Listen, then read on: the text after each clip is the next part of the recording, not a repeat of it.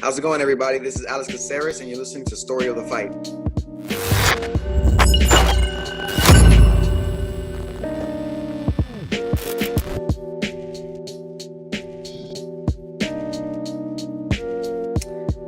Fell asleep way too late, Will. Yeah, there's a lot of fights last night. Well, yeah, I went from the Bellator UFC went fights to the Bellator fights. Yeah, it did. Yeah. It did.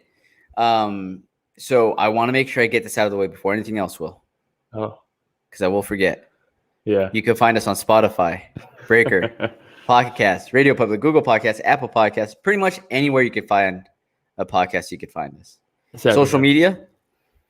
At Story of the Fight on Instagram, Twitter. And then we have a group chat for like live discussions during the fights or after on Facebook at Story of the Fight Chat. Yes. And if you happen to like any of the content, of course, like, subscribe, hit the notification bell. Goes a long way. And check out some of the old episodes. The last week, I think we covered what? TJ Killishaw, right? And Corey the Sandman Sanhagen. God, that was a good fight. It's a good fight. Fighter interviews you can check out. Got some interviews. Was it a torn MCL, was it? Or what was it? I believe so, yeah. Torn MCL. Something like that. And nasty, man. Jacked up meniscus from the first round. The first round.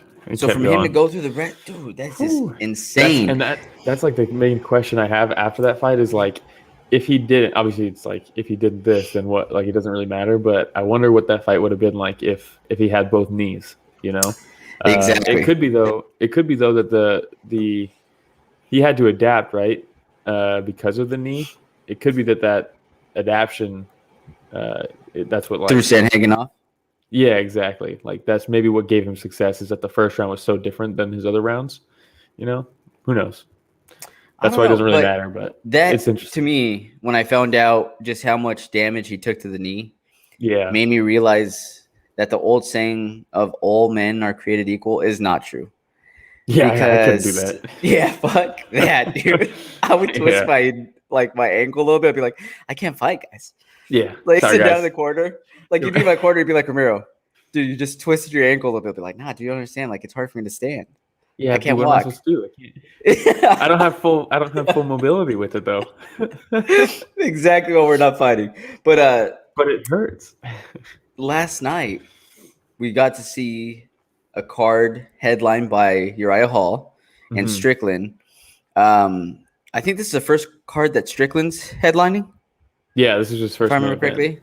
Hall, I believe this is his third one. But what'd you think of that main fight? Well, I texted my buddy Brandon right before the fight. Hey, shout out Brandon. I was like, this could go one or two ways the way I see it. And one is Strickland is like his he's constantly coming forward, right? And he's barely even in a fight stance. Like he's just kind of standing right in front of you. And he's going to come forward and he's going to throw his jab, and that's what he's going to do. I was like, if Uriah Hall wants to counterstrike, this is pretty much the perfect type of fighter for him to counterstrike against, right? Strickland's going to come in, just keep walking forward, throwing his jab. Uriah Hall can time that and counter him, and it could be an easy night for Uriah Hall. Or he will get absolutely overwhelmed by the forward pressure and the nonstop in-your-face style that Sean Strickland fights with. And I was like, one of those two things are going to happen. And it was pretty much that.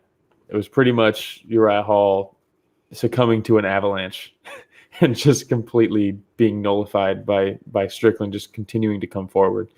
Yeah, for sure. So not much surprise for me. One of two things was going to happen. I said the same thing. I said Strickland's going to win or Hall's going to win.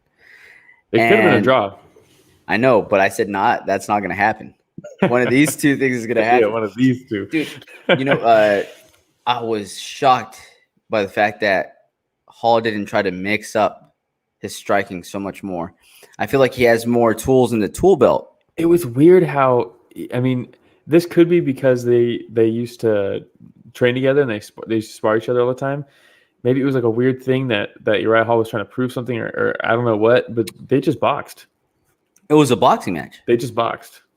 It was. And Strickland outboxed Uriah Hall. And you could see like Strickland's very similar to like a Diaz brother, right? Where like he's heavy on his front foot because he's not really in a fight stance. He's just kind of standing in front of you, trying to land his jab, and he'll roll with shots, lean back, lean out of the way.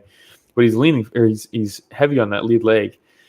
And you saw one nasty leg kick that Uriah Hall lands early in the fight, and I was like, dude, that's what you do, right? Mhm. That's you stop him from coming forward by landing those big heavy leg kicks, just like you do against the Diaz brothers. And then he just stopped. I think he just threw it once. He threw one inside leg kick later on that Strickland checked pretty well, but it was like the outside leg kick was there the whole time, and they were just standing in boxing range. He was never going to land his like spinning kicks or anything like that because they're just standing in boxing range. And it didn't seem like he really wanted to. Well, also, I think I'd like to see like the medical suspensions and stuff like that, but I wouldn't be surprised if that orbital's cracked because halfway through the first round, his eye was swollen shut. Yeah, and he was being weird with it like the whole fight. Yeah, and that's just Strickland's jab, right? Continuing to hit that lead eye. And hey, shout out to Nevada State Athletic Commission for not stopping it, huh? Yeah, I don't even think they asked him if his head hurt. How dare they? No, so and I think about like his headspace too, because that's been a question with Uriah Hall in the past. And you see him at the end of really sitting down, going from the first round to the second round, and his body language and just like his facial expressions. And this is me from the outside looking in, of course. Like I would never obviously go in there and do that myself. It takes a special kind of person to be able to get in there and do what they do. But he just seemed disinterested. Yeah. And then when he stands up, they pull the stool. Strickland staring him down, walking back and forth like a fucking rabid dog, ready to go. Even come into the cage. No. And then they pan over to Uriah Hall, and Uriah Hall is pacing back and forth too.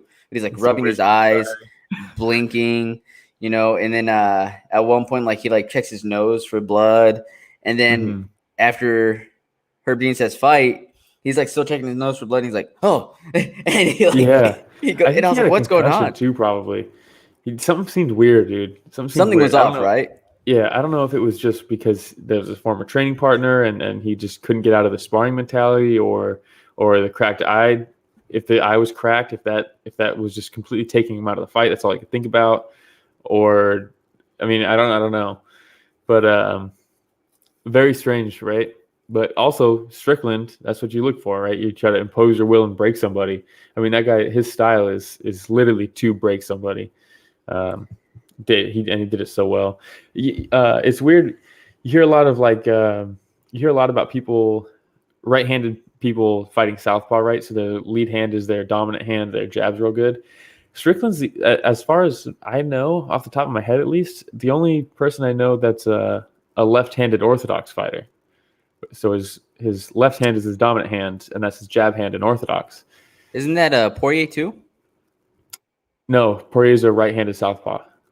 Oh, okay, that's what it is. Yeah. That's what it is. Yeah, that's a good point. Most of the time, I can't think of any other lefty that fights orthodox most of the time. Going into, I think when the first round started, they were talking about how they gave the power to Uriah Hall and the speed to Uriah Hall. And then the cardio to Strickland, which the cardio definitely showed up, man. It was high output for 5 rounds. That's what he does, right? But when those shots were landing, because Uriah Hall got some shots in too. Yeah, of course, it's a fight. But it seemed like the shots from Strickland were a lot heavier, man. I think it was just the timing. And also, Strickland's one of the best in the UFC. Aside from John Jones, maybe the best at rolling with shots. He sees what's coming, right? He's not getting hit. So is Chris Montano. I don't think he was rolling as much. But yeah, I think Sean Strickland, he negates some of that power by rolling. I thought you said absorbing. I mean, when you're rolling with shots, you're absorbing them, but when you're absorbing them, you might not be rolling with them. but yeah, I think he does a great job of rolling with shots and going with them, and it kind of nullifies the power a little bit. Yep.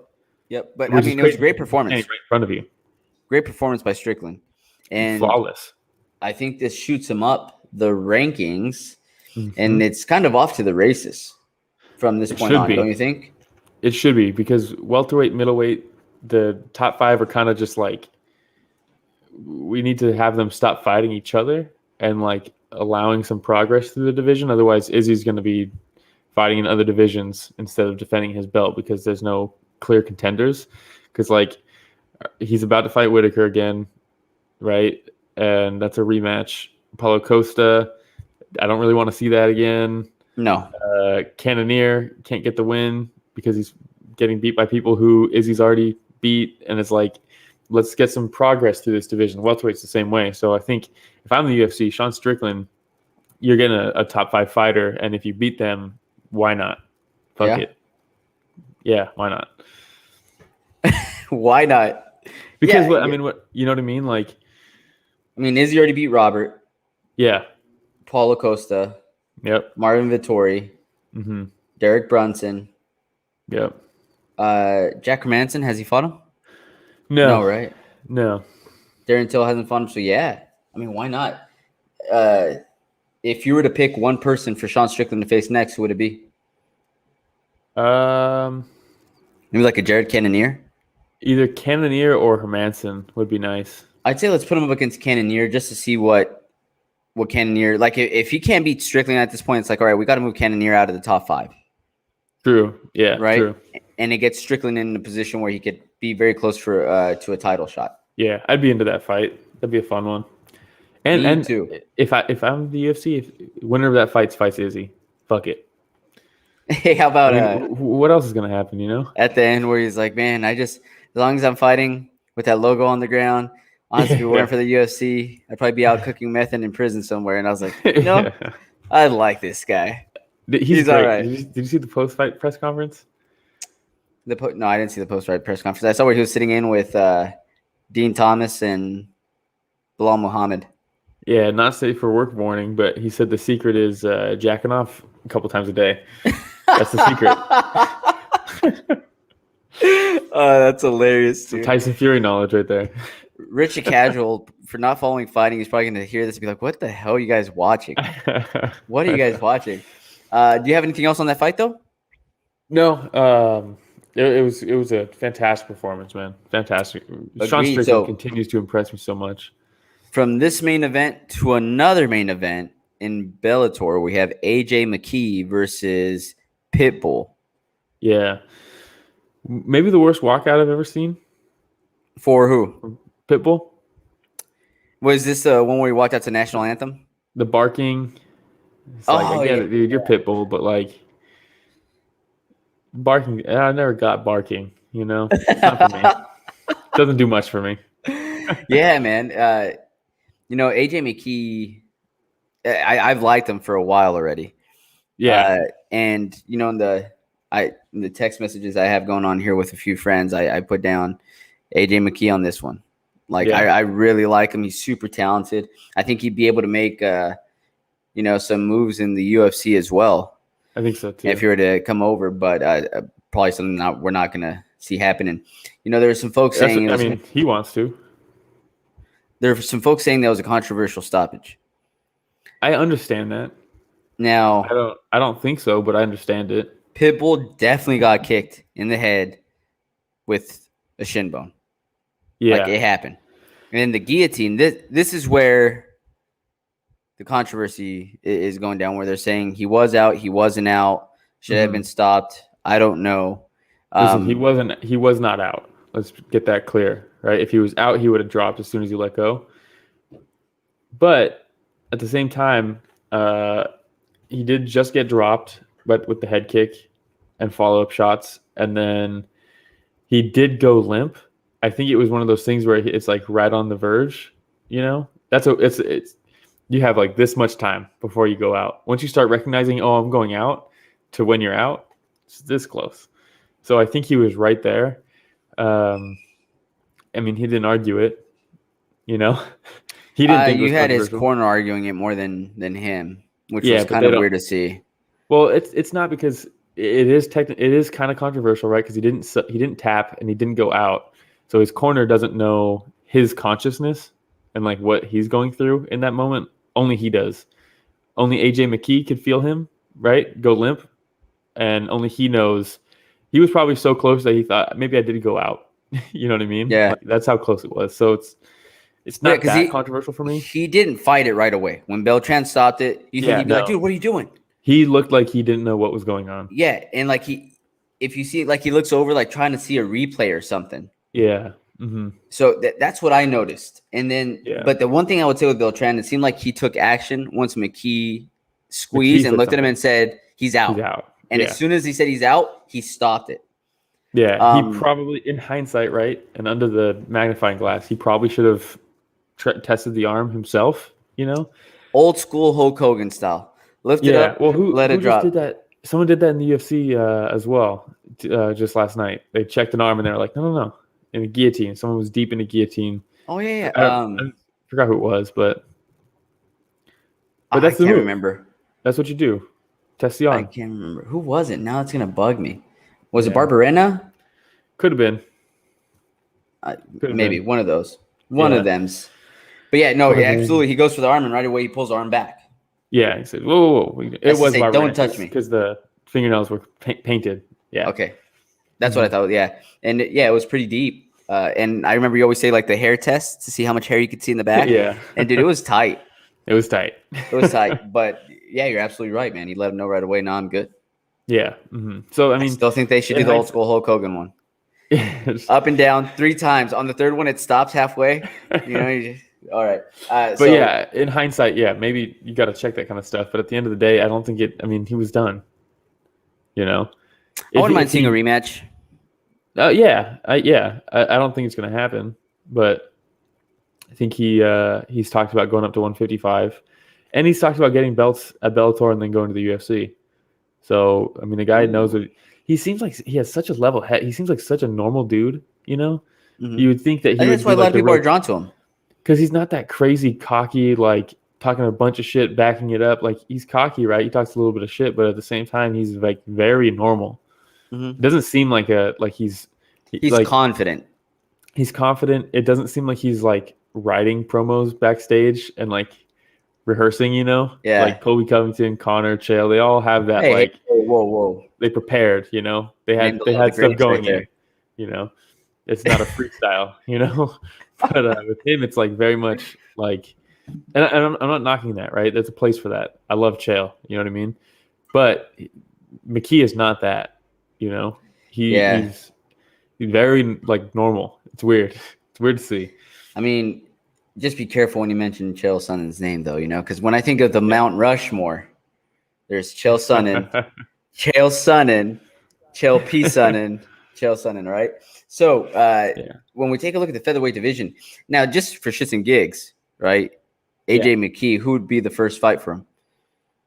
If he crossed over right now, if he just got the belt, won the Grand Prix, and then came over to the UFC? Yes, you're the matchmaker, Will. I mean, that's in my opinion, that warrants an instant title shot. Ooh. If you're not going the instant title shot, I mean, you pretty much have to go. I mean, so if he came over right now, Volkanovski and Ortega are booked, right? They're going to fight each other. I would say Yair to Max Holloway or Yair, yeah. I say Yair Rodriguez, and then when Yair pulls out, then you have him fight Max Holloway. Yeah, I think you match him up with Max Holloway, Yair, or Korean Zombie, and that's it. That's it. You don't go further than that for him, you know? Yeah. He's earned it. Especially with him coming in with all that extra hype.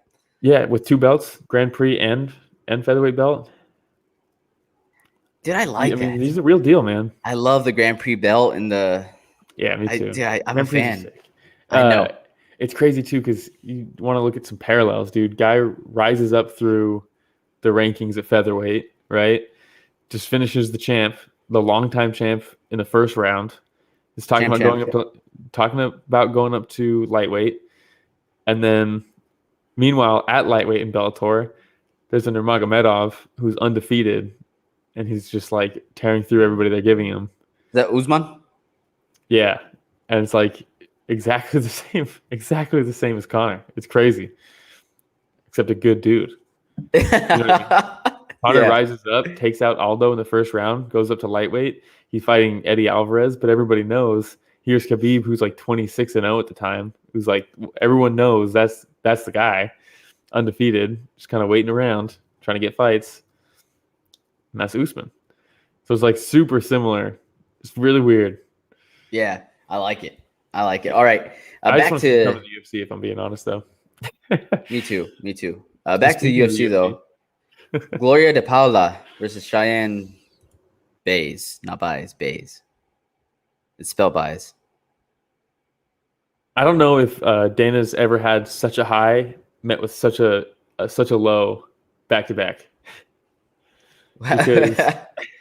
Because he saw Cheyenne fucking light this chick up, knock her out, and he's like, "Oh, this got bumped to the co-main because there were so many canceled fights. This is a crazy viral knockout." And then he's probably like, "Oh, I have a potential star right here, right?" Yep. And then instantly she starts talking about how broke she is and how she doesn't make any money fighting, and he's probably like, "God damn it." Everybody's gonna watch this, and they're all gonna hear about how this girl just made $20,000 to co-main a UFC card. And if she lost, she would have made $10,000. So yeah, not. Did she get the 50 G's? She did, but if you listen to Do Bronx says after taxes, those 50 G's is more like 15. Fuck. Yeah, so she made about 35K. Oh my god. To co-main. And that's including a bonus. Wow. That's and insane. She's got to pay off a personal loan that she took out just to rent a house. That's insane, man. Think about that. Insane. Granted, she wasn't supposed to be the co-main, right? But regardless, do we really want to make that separation? She's still a UFC fighter. Hey, but good. She's a professional athlete. Yeah, what other professional athletes have to take out a personal loan to be renting a house to be able to compete in the sport? Maybe WNBA? I have no idea. At least they probably get like sponsors and shit. Maybe, I don't know. Man, I don't know. It's just rough either way. Either way you look at it. Either way you look at it, man, it's just rough. Not good. But good. Not that that's happening to her, but good that she talks about it. Mm-hmm. Because this is the reality of the sport right now, right? Yeah. And it's discussions over and over again. And say what you will about Jake Paul, right? Say what you will about Jake Paul, but he's bringing light to this issue. Yeah. Bringing light to this issue. For her, right after a fight, after something that's considered a highlight reel knockout, to now be able to get extra attention and say, "Hey, pay." Yeah, good for her. Good for her. Definitely. Okay, shout out so we kicks. Uriah. We just covered the fight, but yeah, Uriah. I was gonna say something about that. Uriah, and I mean this with no disrespect. Physically, the worst shape I've ever seen him in. Didn't look terrible, but definitely the worst he's looked in there physically. You think so? I think so. He looked large, right? But he didn't look nearly as like cut. Large and not in charge. Man, I don't know. I thought he looked pretty in shape. But then again, I look at myself in the mirror every day, and then I see this guy, and I'm like, he's in pretty good shape. You know what I mean? No, but I think you definitely saw it in the 4th and 5th rounds with Uriah Hall specifically, where the cardio definitely wasn't there. In the 5th, that first minute, he came out guns a-blazing. Yeah. And then after that first minute, it was just nothing, man. Nothing. Yeah. And Strickland's corner got him ready for that too. They're like, dude, that first minute's going to be hell. And he's like, okay. Yeah, I'll deal with that. No big deal. But anything else on the Paula versus Baez? Yeah. Baez. Dude, the timing on that head kick is insane. Everyone's like, wow, so disciplined to time it so perfectly. No. She threw it and hoped for the best. You know what I mean? And she barely got it. Just closed her eyes and threw the kick like, yeah. Come on. But damn, what a perfect kick, man. Like, maybe the 3rd greatest high kick of women's MMA of all time. You know, probably. Ooh. Number one's got to be Ronda Rousey. Just for the what it meant, right? Was Holly Holm versus Holly Holm, I should say. Ronda Rousey is the one that rolled received with it. Yeah, did not roll with it. But She and ended up then on the ground. Shevchenko versus Jessica I is probably the Oh, nastiest one. You know, absolutely. but then this, I mean, this was beautiful. And Yeah. Mark Smith got a lot of hate for this one. for Oh, the hey, Rich Casual, we could put that picture back up of the ground and pound of Bays versus DePaula there.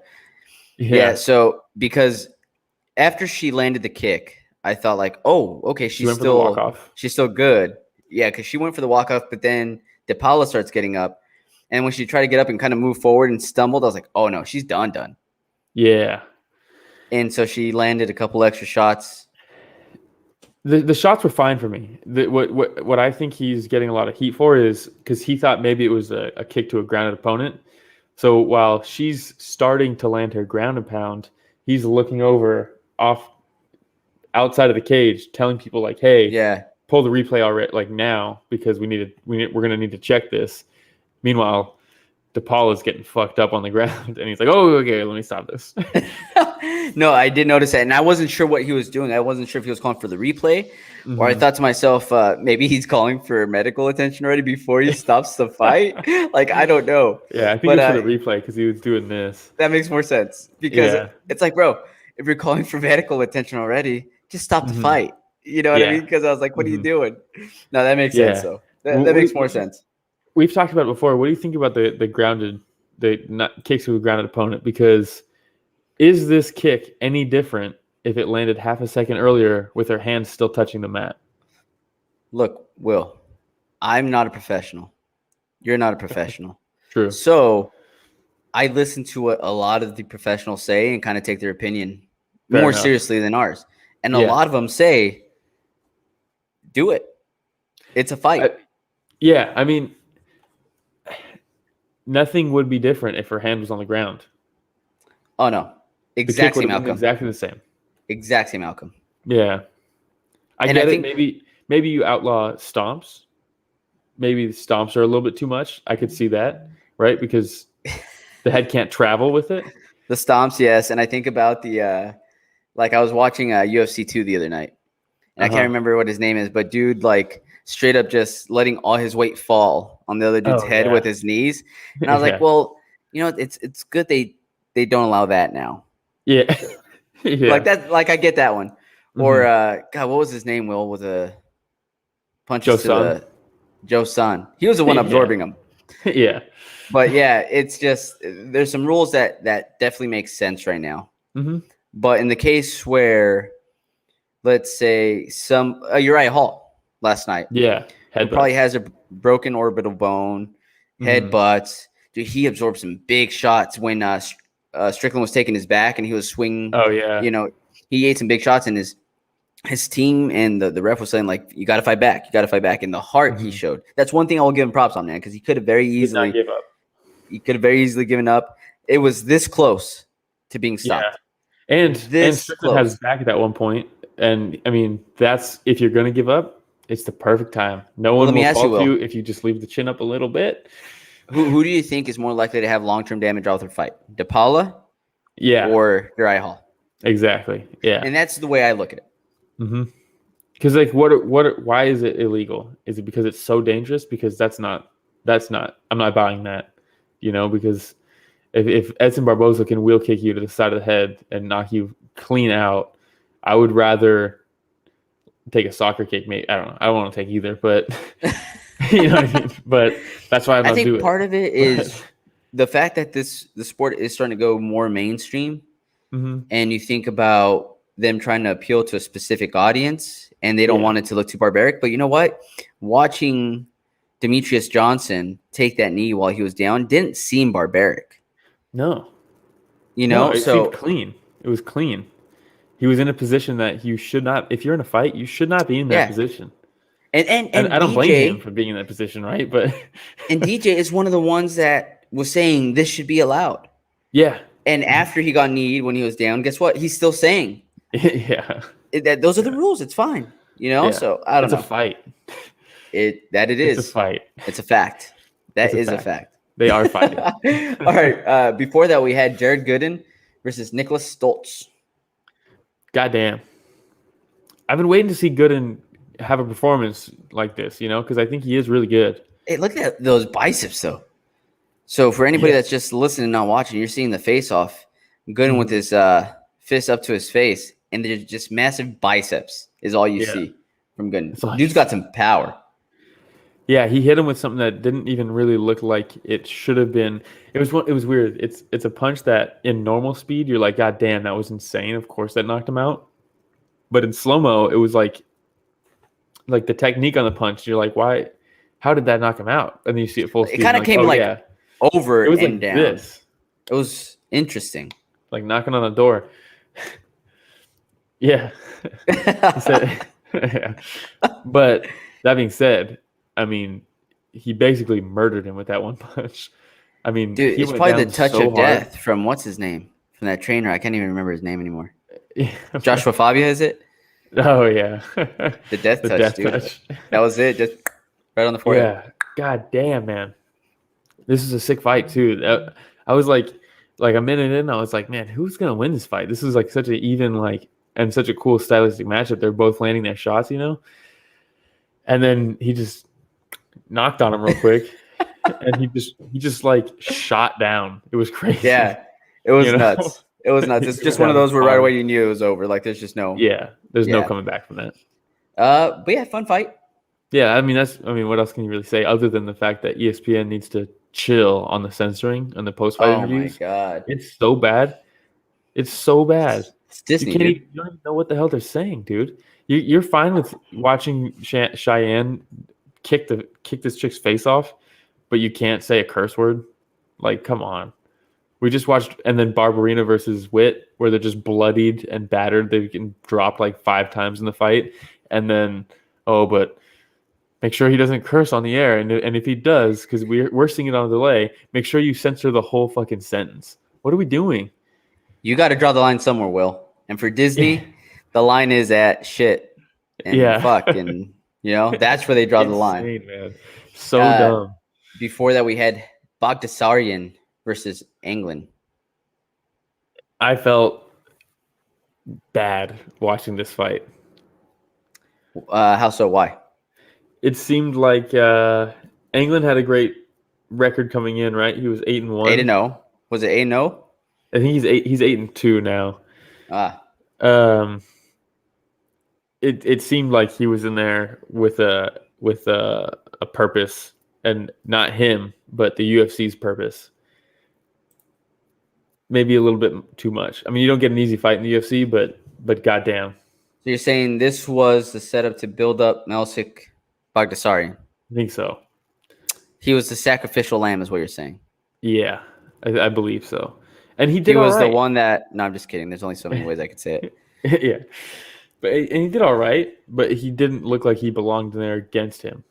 You definitely saw different levels of skill set, and Felder called something out very early, which was the right hand that continued going down for England. And here you see kicking the body, Yep.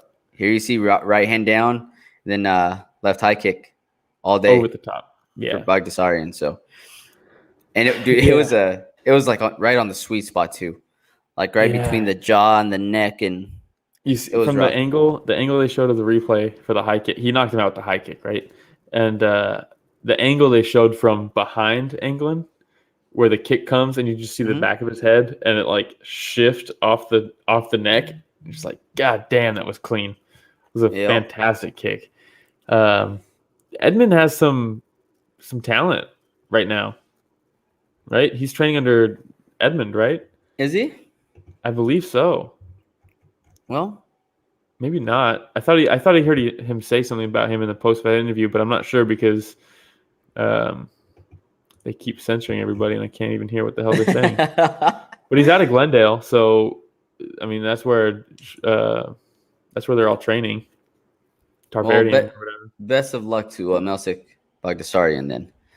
Yeah, he'll learn head movement. He'll learn head movement for sure. Will he? He'll hear head movement. He'll hear it being called out. Head movement. That's all I can remember for that fight. What out of everything I could take away. This sport's fucking too much sometimes, man. you have, because that was such a shocking. It was just so insane that fight happened like that. And I remember when we were watching that fight, I was watching it live, right, with Sam, and he was dating his ex at the time, Rachel, who like didn't care about fights, right? Yeah, she didn't care about fights, and we were watching it main event where everyone's all hyped, right? And it was like, okay, a lot of people just thought Holly didn't deserve the title shot, that she was only getting it because Ronda hasn't beaten her yet, and she's coming over from boxing or kickboxing, all this shit, right? And Rachel got a text, or she like went online on her phone or something like that, and like, because we were behind, right? Because I'm not paying for a UFC, you know what I mean? Yeah. And so we weren't live, and or actually no, maybe we did pay for it that time, and we were just behind from pausing it for whatever throughout the night, you know. And she like looked at her phone and she was just like, "Oh, I know who wins." And Sam was like, "What the fuck? Like, why did you say that?" And because like the way she said it, it was like, "Oh yeah, Ronda just wins," right? Yeah. And but it was more so just her lack of care. Yeah. But the way she said it seemed like, "Oh yeah, the same thing happened again. Ronda just won again." So we were all kind of like, "Ah, damn! Like Ronda's just gonna beat her." And then like throughout the fight, we were just watching it, and you could see like what was happening, and you're like, "Oh shit, this is like." I don't know if she's going to be able to come back from all this. And then eventually she knocks her out, right? It was just so insane. And then that video comes out. And they don't even do this anymore. They used to have, you could listen to fights and you could pick the audio, right? You could pick broadcast audio. You could pick corner audio. They don't do that anymore. But they did for that fight. And man, that moment, that leading up to the high kick, it was so insane because she was just getting fucked up. And then to listen to it with Edmund just screaming for his life, head movement, like somehow maybe she'll just start dodging stuff. Well, he did it again. Iconic. He did it again against Amanda Nunes. Yeah, against Amanda Nunes, yeah. It was the exact same thing. Head movement. Watching just dude, and that's crazy because I didn't order the Holly versus Ronda fight because I've said it before. I'll say it again. I'm not the biggest Ronda fan. Yeah, I respect what she's done in the sport. You know, she's a pioneer of the sport for women MMA. But I wasn't the biggest Ronda Rousey fan. And so Mindy ordered it. Especially at that point, right? Mindy ordered it. And she's like, "You're not going to order?" I was like, "No." And she's like, "Well, I'm ordering it." And she ordered it. At the end of the day, I still paid for it. Let's be real. Yeah. But she submitted. She hit order. And I was so happy she did, though. I was so happy she did. Awesome. Yeah, it was an iconic moment. All right. Yeah. So before this fight, we had Brian Barberena versus Jason Witt, not to be confused with Jason Witten, all-time great tight end. But yes, Barberena versus Jason Witt. Bam brings it out of everybody who fights. Yeah, every time he fights, no matter who he's fighting, it's going to be crazy. And this is, I'll say it again. I'll say it every single time. This fight card got shit on for a month. Respectfully, right? They had 12 canceled fights. A lot of fights fell through. Cheyenne Bays was the co-main event, making 10-10. So obviously it wasn't the most stacked card. But dude, how many times are we gonna at the end of a night say, "Wow, that card for those sleeper cards are always such bangers"? Every single time. So why are we doubting them going into them? At this point, got people trying to prove themselves, man. You have people trying to get out of the 10 and 10 show, 10 win. Exactly. And the only way they're going to be able to do that is by showing up. Oh my God, look at that shot. Yeah, it's exactly Barberena with the left hook. Yeah, I don't watch it, but that's what everybody says about college football, is that like the level of competition is so insanely high because they're trying to earn contracts. It might be their last year in college, right? And they're trying to earn contracts in the NFL, and they just do crazy shit in the games. I've heard that's what it's like. I still can't really watch it, but that's kind of what this is like. You know, these guys are trying to make a name for themselves. They're trying to break out in their divisions, so they're willing to take these chances and just throw caution to the wind and go out there and trade. And goddamn, man, every single time these cards deliver. They deliver way more. I think of fighters like Giga Chikadze. Yeah. Where it's like, if you're not paying attention to these cards and you're just waiting until Giga's actually fighting up in the higher ranks, you missed out on the buildup. You missed all the context. Yes. You know, so but I'll show sometimes I'll show a fight to somebody and I'll be like, look at this shit, it's crazy. And they're like, oh yeah, he beat him. It's like, yeah, but leading up to this, like the fights he had to go through to get to this point, all the points in his career, but I mean they add to it, you know what I mean? So it gets lost on a lot of people. Yeah, you feel like you have more invested in a specific fighter after you followed them for so long and you see their successes. And then sometimes you see the trials and tribulations leading up to, which makes you like them even more. You know what I mean? Look at Dustin Poirier, where he's at right now. Perfect example. Part of why it's so cool to see is because you know what he's gone through. Yep. You know? Exactly. So Barberena, straight caveman, like I said, dude, both of them, whenever they would connect, thud. Just these loud thuds, man. And they were talking about how they were worried that Witt was getting a little chinny at this point in his career, but he absorbed some pretty big shots, man. Yeah. And I was shocked because Barberena's the one that was wobbled in the beginning. Barberena was getting dropped on shit that he's eaten for breakfast in the past. You know, it was a little worrying. I don't know if maybe he got rocked or something in camp, or maybe I don't know what happened. Maybe he came into this not. Or maybe it's catching 100%. Up to him. Or maybe, I mean, you can't have fights like this every single time you fight. Eventually, it's going to catch up to you. Look at how square, though, on this picture that Richard Casual put up. The fist is right between in the bridge of the nose, connecting on both eyes. Yeah. Not a great spot to get hit. But, man, what a crazy – this third round was absolute insanity. It was one of those rounds where it was like, are you going to be able to put him away in the time? Because it's close. And fuck, man, like Witt was doing just enough to close the gaps and stay like in it. Witt at one point though was fucking out of it because he gets clocked, his mouthpiece goes flying, and without even thinking twice about it, he turns his back towards Barberena, goes to pick up the mouthpiece, and while he's putting it back in, Barberena just starts unloading on him again. And I'm like, oh, did he know he's fucking out of it? If he's not even thinking about the fact like, hey, if I turn my back right now, this guy's gonna rock me again, you know? Yeah. It was so awesome. How crazy is it that Bisping's the one commentating this fight when he got straight flatlined by Anderson Silva when he turned and grabbed his mouthpiece? Oh, that's right. That's hilarious. Yeah. And dude, look at this though. How awesome is this sport? What a fucking war, man. So the picture that we're showing right now, Barberena and Witt, and just on their knees, man, embracing each other, forehead to forehead. And just showing the utmost respect to each other. They just went to war, tried to knock each other's blocks off. Yeah. Knock each other's blocks off. Yes. This happened a lot last night, though, Will, where in the first round, I'm like, okay, this fight's going to be okay. Yeah. And then, like, the second round hits, and I'm like, what is going on? It just, like, I think about, like, the Ashley Yoder fight. Same thing. I was like, okay, this fight's okay. And then banger. Yeah. Witt takes down Barberena a lot in the first round. I was like, oh, okay. Then banger. It's just over and over again, man. Yeah. It was awesome. Crazy, man. Crazy.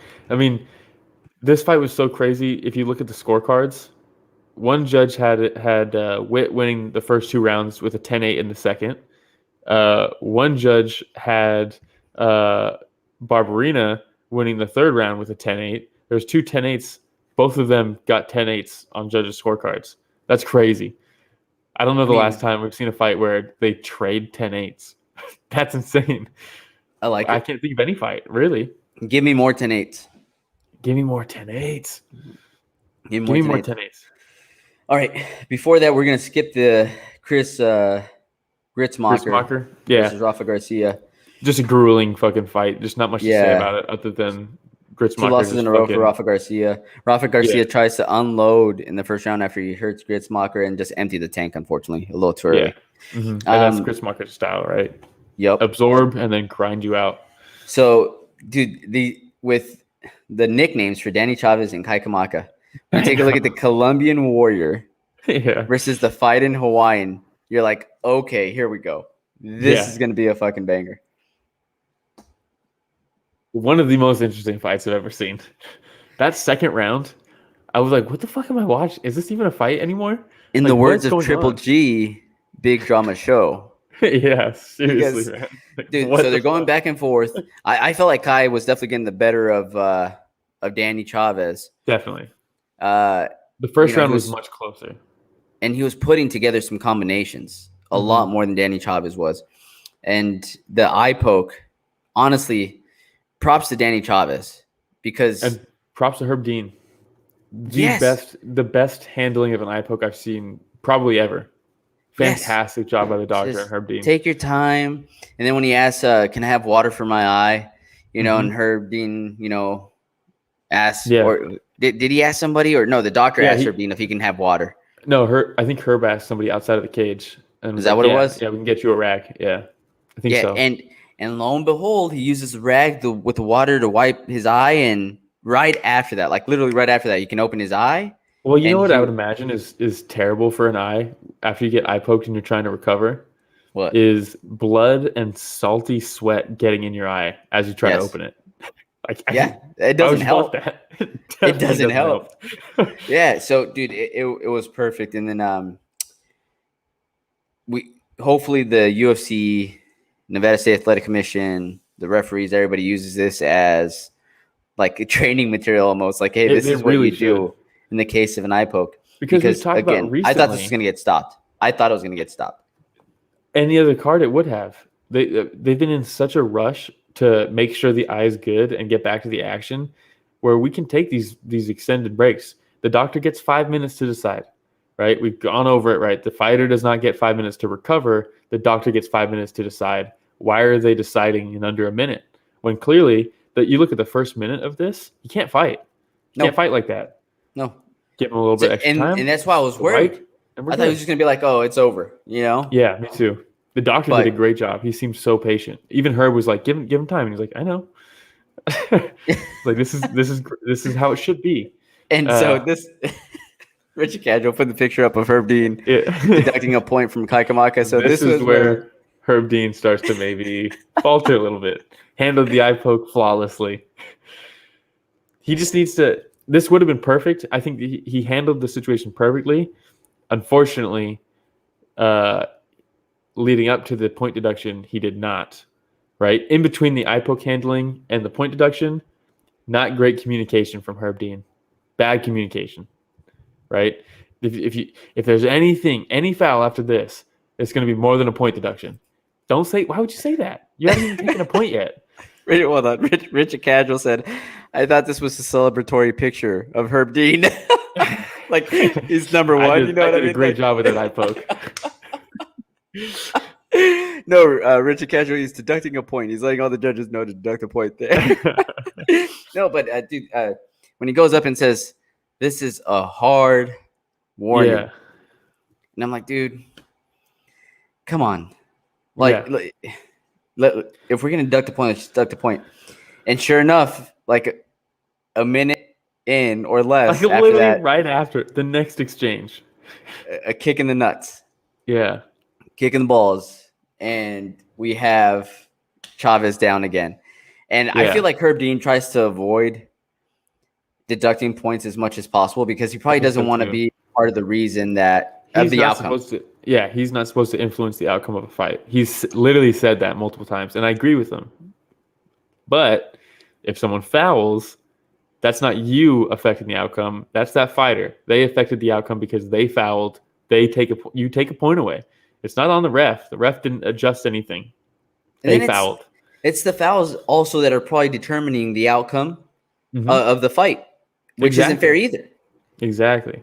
I mean, the fouls for a reason, right? They need to be. If you're gonna have a foul, you have to enforce it. My problem isn't the point taken away. My problem is him telling him right before, if anything happens, even a groin strike, it's going to be more than a point deduction. Oh yeah. Then the groin strike happens, and it's like, what is he going to call the fight? Like, what's more? Is he going to deduct 2 points? Like what? And then he deducts a point. And it's like, well, you just said it'll be more than a point, is what he said. Yeah, he's done this twice now. Recently, he said that. I heard him say that again or before, and I was like, what the fuck is he going to do?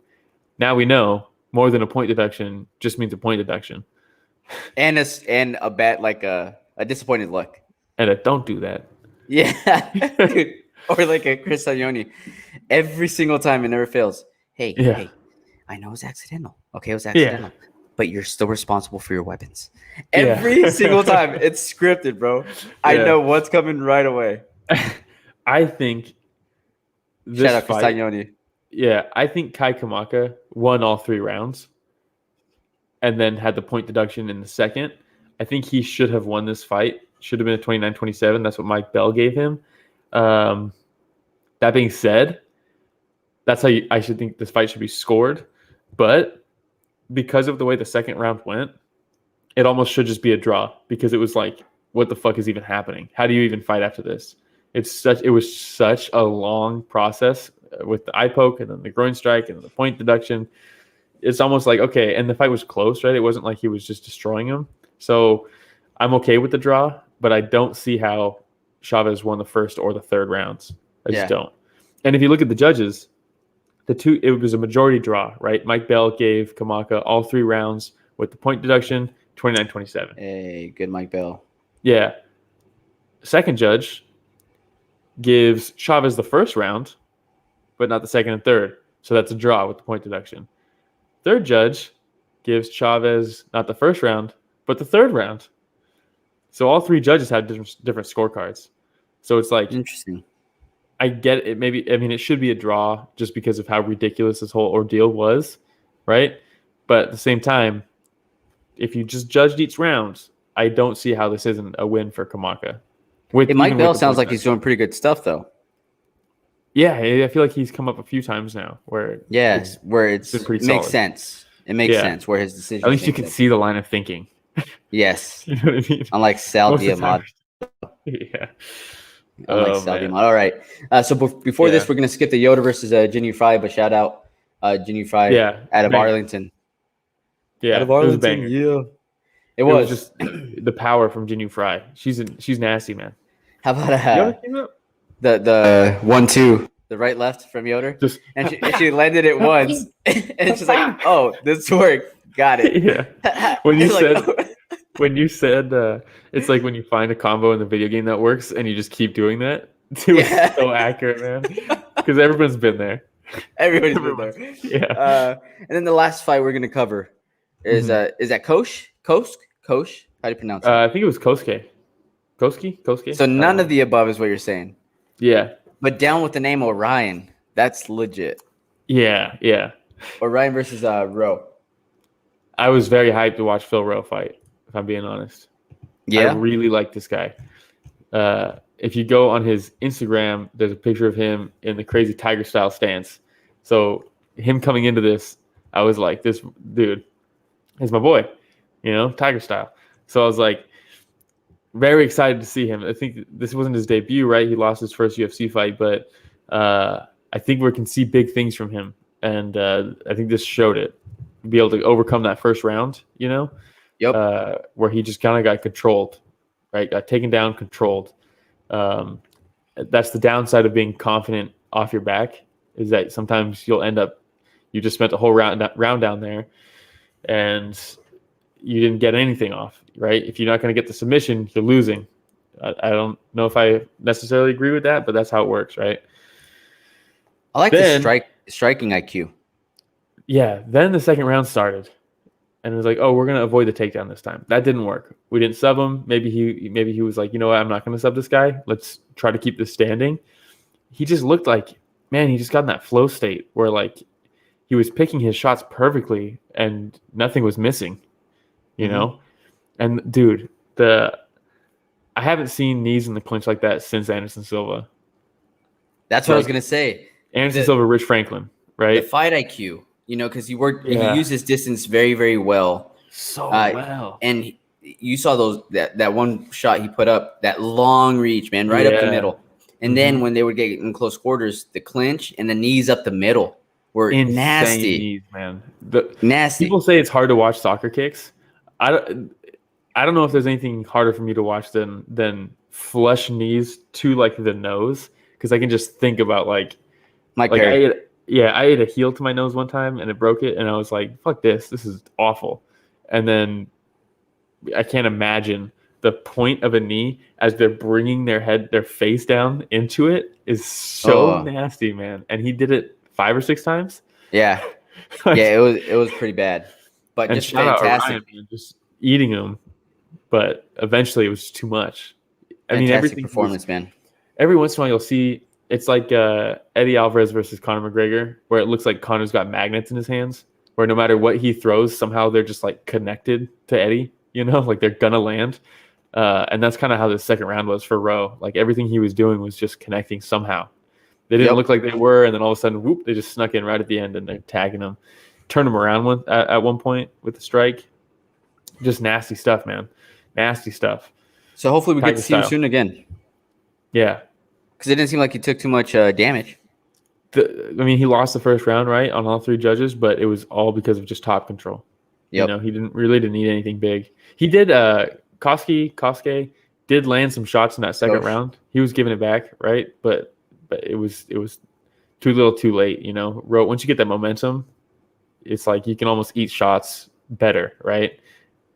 It's weird. Tapology just updated literally like right now. So now it's showing like the updated records there. Performance of the night bonuses: Gloria DePaula versus Cheyenne Bays. $50,000 bonus to Bays. Performance of the night bonus for let's see here. It seems like it's Bagdasarian. Got another $50,000. Yeah, and then fight of the night was Barberena versus Jason Witt. Obviously, man, I don't get how you don't give Rowe a bonus on top of that. This card was so stacked, I was like, Dana, just fucking open the floodgates. Give everybody bonuses. Did you see? Do you know Cheyenne's what that would do to their budget, though, Will? I know. But did you see Cheyenne Bay's post-fight press conference? No, I didn't watch any of that. They were like how big is that 50K and stuff like that, and she just breaks down crying. And she's like, I'm so broke because of this sport, but like I wouldn't trade any of it. Like I love it so much, but I'm so broke because of this sport. Wow. She said she's negative in her bank account. Dude, think about that, man. Like I know we already discussed a little bit, but professional athlete, yeah. Drop the name fighter, right? Because that almost has a connotation of they don't get paid as much as other athletes. But if you just say professional athlete is negative in their bank account, just had a win, just won, co-main event, not in some B league, in the league, right? The NFL of fighting, right? The MLB of fighting, and they're negative in their bank account going into a fight. That's absolutely insane. You know what? Yeah. And all of the money, she said all of her money, right? She took out a $15,000 loan, right? She made $20,000 before taxes for this fight because she won, right? If she lost, before paying her camp. Yeah, before paying her camp, she said all that money's gone. She said her whole paycheck for this fight is gone. So thank God she got this bonus, and she was okay with that. She said, "I knew that coming in." Wow. And it's like, fuck, man, like. Jesus Christ, dude! Like that's not okay. It's not. We got to figure something out. That lawsuit is still boiling, right? That's still cooking. I think it's going to be a big deal. Let me sell my stock first. 19% of their profits go to fighter pay. That's awful. I don't know if it's 19% of profits or 19% of revenue, but regardless, whatever the number is, it's too low. I think it's 19% of revenue. Yeah, if you compare it to other sports, it's way lower than everything, That's insane. Well, maybe you and I should start the movement, Will. Yeah. Yeah. I don't know how far we'll get, but yeah. The movement's starting, man. That lawsuit it's been a big deal, and to the point where Dana doesn't even talk about it in interviews. He'll probably get in trouble. He'll probably ban you from events if you bring it up. Moment of silence. It's a long one. We got 12 canceled fights. Jesus. How about just pick the biggest ones? The big ones? Yeah. Dooho Choi was supposed to fight Danny Chavez. Korean Superboy would have been really cool to watch. Superboy Choi? Yeah. One of the best nicknames really ever. Cool. Yeah. Kyung Ho Kang versus Hani Yaya was supposed to happen. That got pulled the day of. Yaya tested positive for COVID. Yeah. Can that guy get a fight? Jesus Christ. I feel like his fights get canceled all the time. Nasty jiu-jitsu. Yeah. Juan Camilo Honduros versus Zaruk Adashev would have been very cool. Adashev still got to fight, but whatever. Askar Askarov versus Alex Perez would have been awesome. Askar Askarov is a fucking nasty fighter, and Perez is so quick that I would have loved to see that. Askar Askarov should be fighting for a title soon, I think. Probably if he won this, he would be. Yeah. And of course, and so he gets a setback. Nico Montano versus Wu Yanan. got canceled because she missed weight by 8 pounds. Not her first time. Antonio, come on, what are you doing? What are you doing? Sam Alvey versus Roman Kopylov would have been cool just because Sam Alvey's sick. And Smiling then Sam. for me, the big one is Chris Daukaus versus Shamil Abdurakhimov. Would have been a cool fight. I think it got rescheduled. Good. I think it got canceled for the last card, rescheduled to this one, and then it fell through again, and they got rescheduled again. Maybe just move on, get a different fight going, but a lot of fights canceled. A lot of fights canceled. So I think Richard Casual here was going to post a couple of either pictures, memes, or news from this last week in news. And almost like a quick fire. Will. Ooh. Got like rapid fire. It says rapid fire right there. Look at that. Oh, Will's Wisdom, rapid fire edition. All right, let's put the first one up. Richard Casual. Dude, so very sad news here. Very, very sad news. The GOAT. And I'm not saying like when you think GOAT, you think like Michael Jordan for basketball, right? Yeah. He's a GOAT. Maybe Messi for soccer. Mm-hmm. This is the GOAT for MMA, man. Artem Lobov announcing his retirement from all combat sports. What are your thoughts? Yeah, it doesn't really change anything for me. How dare you? It's a big deal, right? He seemed like a good dude. I like the guy. He had some, and his fights in bare knuckle were pretty fucking awesome, honestly. Dude, against Paulie Malignaggi? Yeah, probably so much fun. Jason Knight. Probably the coolest fights in his career were in bare knuckle. Yeah, I mean, he's probably not making much doing it anymore, you know. I just love him because he represented for all those guys out there like myself with T-Rex arms. You know what I mean? Yeah. Show him we could do the damn thing. He can still do it. Yeah, I mean, it's for me. I wasn't like a huge Artem fan. I know the memes, right? The GOAT, all this stuff, but yeah. How dare you? All right, Richard Casual. What's the next one here? All right, so we got a little back and forth here where Dan the Hangman Hooker going back and forth with Saryukian, where he says anybody can get it. This is Hangman. Saryukian, accept me. Hangman Hooker. I was joking. Of course you can get it. You missed jokes like you miss weight. Saryukian. Do you just wake up after missing the hook from Chandler? All right, so going back and forth, what do you think of this fight, man?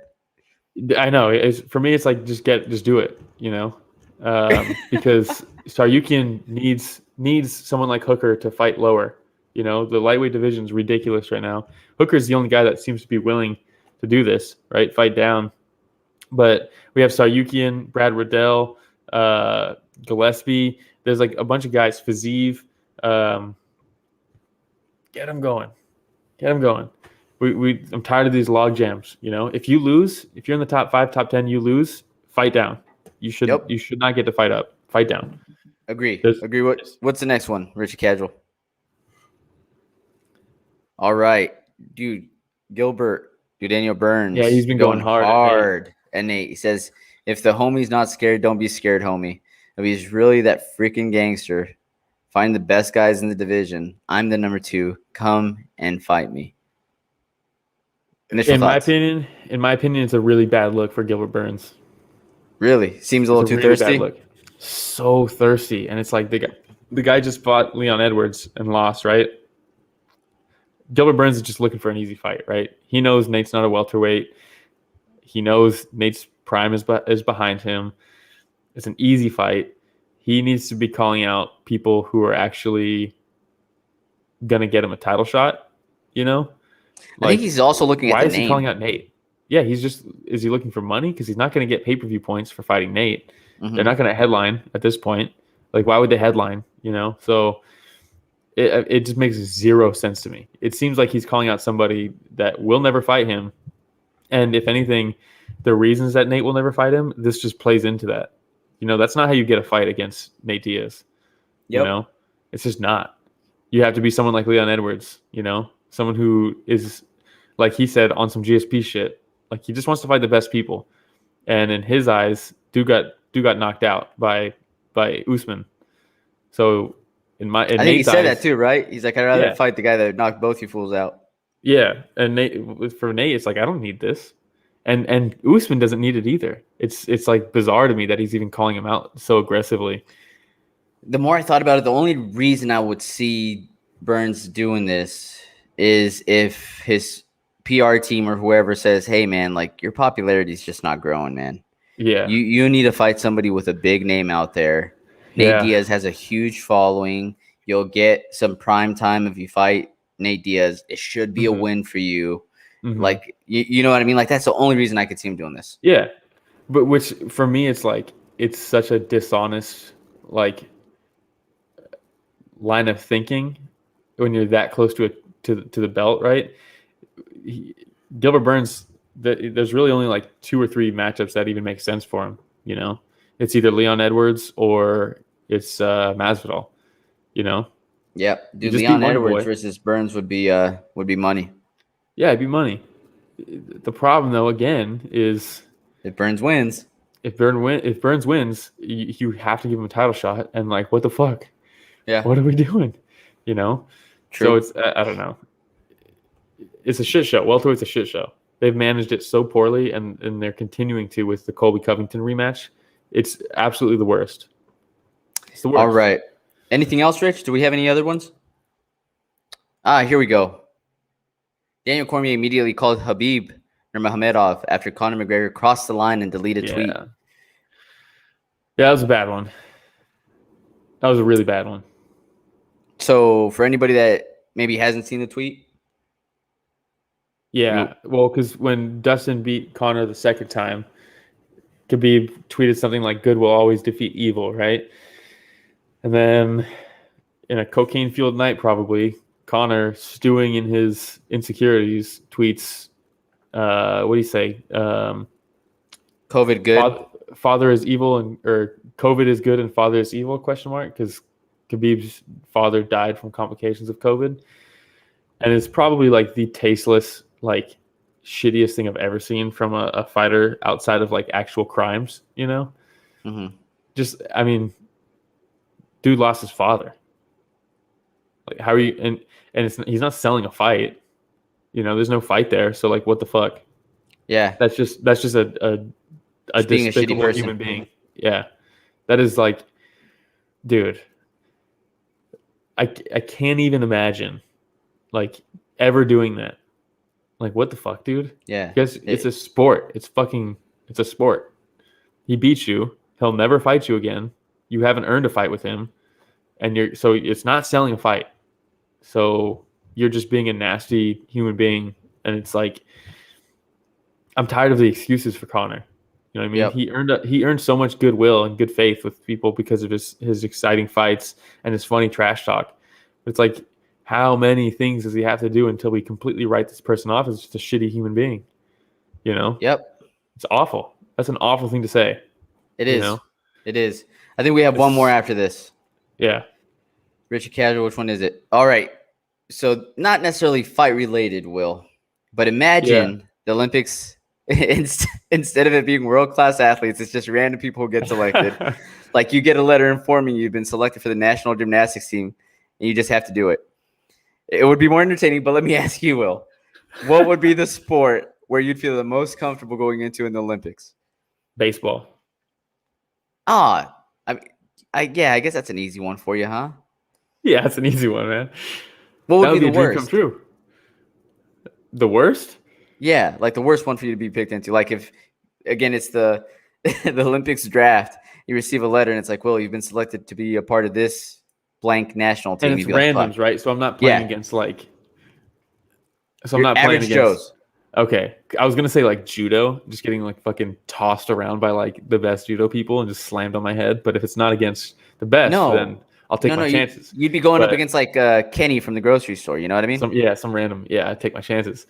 But hey, Kenny's tough though. Kenny's tough. Worst for me would probably be like the. Well, I guess the level would be changed. I was gonna say pole vaulting because fuck that, they get so high up there with those poles. But I wouldn't have to because the bar wouldn't be that high. Probably like high diving would be like the worst because I'm scared of heights. I would just be up there. Richard Casual, what did we say? Will would probably be good at? Do you remember? Diving. Because white people are good at diving, is what we said. That's exactly what we said. Yeah. So I guess we were off. Dude, if I had to do like the high dive, like the highest one that they do, I would be like climbing up there, already like hands sweating and like not wanting to be there, and I'd probably like slowly inch my way out to the edge and just being like, probably not even like bouncing. I'd just sit down and just kind of slide off. Rich, which one would be the best one for you, Rich? Oh, dude. There's no video games in there. No, 3v3 hoops, man.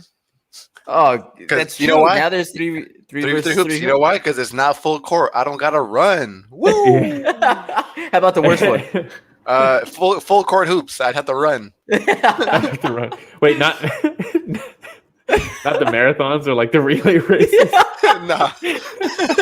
If running is the issue, like those would be the worst. Yeah, that's hilarious, dude. Mine's easy. What about you though? Hurdles.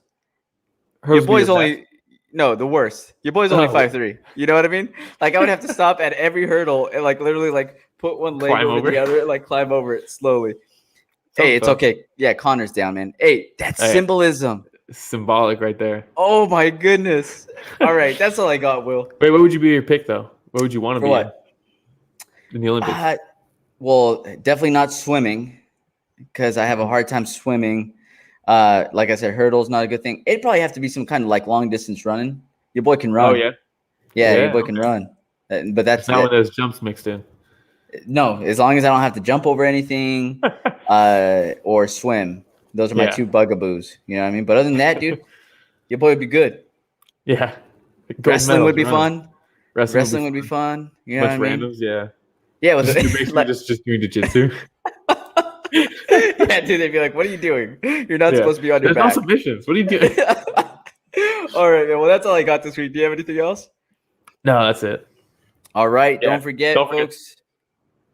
Go ahead, Will. Go ahead. Don't forget, like, subscribe, hit the bell. We're live every Sunday morning, 9 a.m. Pacific. We'll be what do we have next week? Oh, that's a good question. That's a very good question. I don't know. But do you think we'll be doing Is it? Yeah, UFC 265. Lewis versus Cyril Gane. That should be a good one. Should be a good one. All right. Jose Aldo versus Pedro Munez. Woo! Vicente Luque versus Michael Chiesa. Song Dong. Bobby Green versus Rafael Fiziev. Great card. Manel Caps on the card. God damn. All right. Stacked. Yeah. All right. Do you have anything else? No, that's it. All right, everybody. Thanks for listening to another week of Story of the Fight.